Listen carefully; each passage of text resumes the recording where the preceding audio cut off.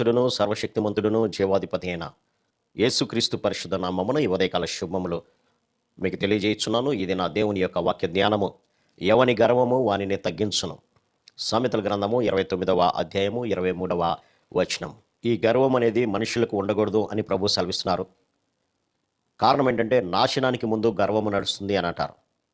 కాబట్టి ఎవరైతే అతిశయిస్తూ ఉంటారో వాడు భూమి మీద కృప చూపుతున్నటువంటి దేవుని పట్ల అతిశయించాలి. కానీ తన యొక్క జీవితాన్ని బట్టి, తనకున్నటువంటి ఆస్తులను బట్టి, తనకున్న పేరు ప్రఖ్యాతులను బట్టి వారు అతిశయించకూడదు అని వాక్యం సెలవిస్తుంది. ఎందుకంటే ప్రభువే తను తాను తగ్గించుకొని ఈ లోకానికి వచ్చినప్పుడు క్షణమాత్రం ఉండేటువంటి ఆవిరి లాంటి ఈ జీవితాన్ని బట్టి మీరు గర్వించబాకండి అని ప్రభు వాక్యం సెలవిస్తుంది. ఒకవేళ నీవు గనక గర్వించుకుంటే నిన్ను నీవే తగ్గించుకుంటావు అని వాక్యం సెలవిస్తుంది. ఈ యొక్క పాత నిబంధనలో దినవృత్తాంతాల 2వ గ్రంథంలో గనక మనం గమనించినప్పుడు అక్కడ ఉజ్జియా అనేటువంటి ఒక రాజు ఉన్నాడు. తన తండ్రి అయినటువంటి అమజ్య చనిపోయిన తరువాత ఈ ఉజ్జియా రాజుగా పట్టాభిషేకం పొందాడు. అప్పుడు అతని వయసు 16 సంవత్సరాలు.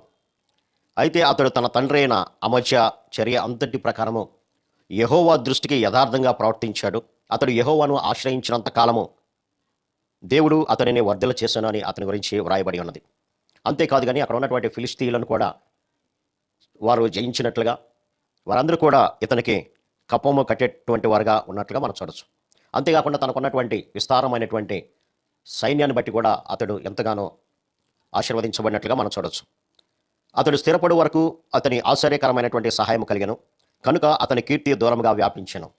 ఎప్పుడైతే దేవుని యందు భయభక్తులు కలిగినటువంటి వాడుగా ఉంటున్నాడో అప్పుడు దేవుడు అతనిని హెచ్చించినట్లుగా మనం చూడవచ్చు. ఎంతగా హెచ్చించాడంటే ఆశ్చర్యకరమైనటువంటి దేవుని యొక్క సహాయాన్ని బట్టి అతని యొక్క కీర్తి దూరంగా వ్యాపించను.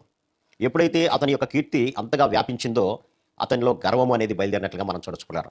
16వ వచనం చూసినట్లయితే అయితే అతడు స్థిరపడిన తర్వాత అతడు మనసును గర్వించి చెడిపోయెను. ఎంతగా గర్వించడం అంటే దేవుని యొక్క యాజకులైనటువంటి వారు అహరోను సంతతి వారే దేవుని యొక్క సన్నిధిలో మందిరంలో ప్రవేశించి వారు ధూపపీఠం మీద ధూపం వేయాలి. మిగతా వారు ఎవరు కూడా అతి పరిశుద్ధ స్థలంలోనికి వెళ్ళడానికి వీలు లేదు ప్రియులారా.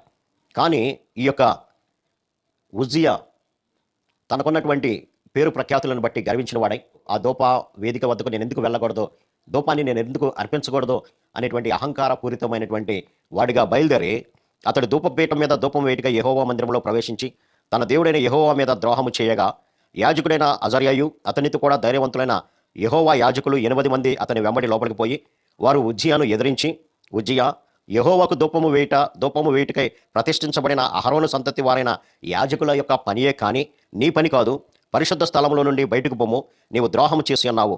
దేవుడైన యెహోవా సన్నిధిని ఇది నీకు ఘనత కలుగజేయదని చెప్పగా అతడు ఆ చెప్పినటువంటి యాజకుల మీద రౌద్రుడైనట్టుగా కోపగించుకున్నట్లుగా మనం చూడచుకున్నాడు.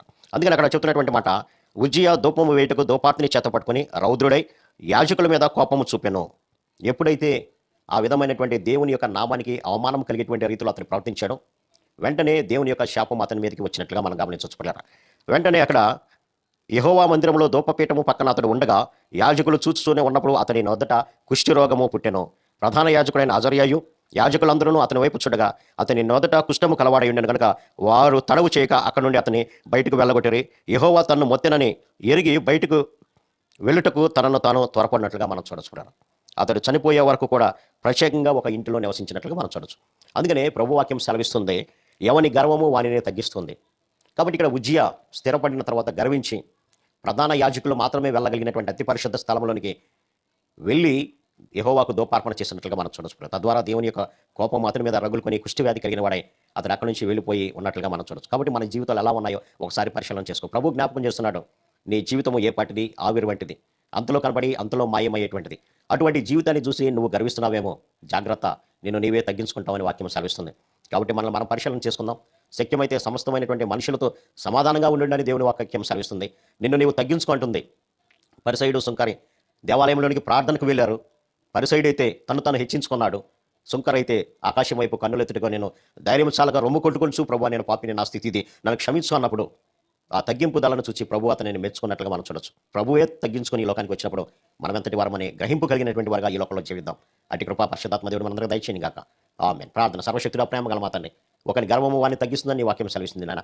మాలో ప్రభు ఒకవేళ గర్వం ఉందేమో ఎవరి మీద మమ్మల్ని మేము హెచ్చించుకుంటున్నామో, ఒకవేళ అటువంటి స్థితి కనుక ఉన్నట్లయితే మీ వాక్య ధ్యానం ద్వారానే మమ్మల్ని మేము తగ్గించుకొని మీ నామములకు మహిమ తెచ్చేవారుగా, మేము ఆశీర్వదించబడే వారు ఉన్నట్లుగా సహాయం దయచేయమని యేసు నామమున వేడుకొంచున్నాం తండ్రి. ఆమేన్. God bless you.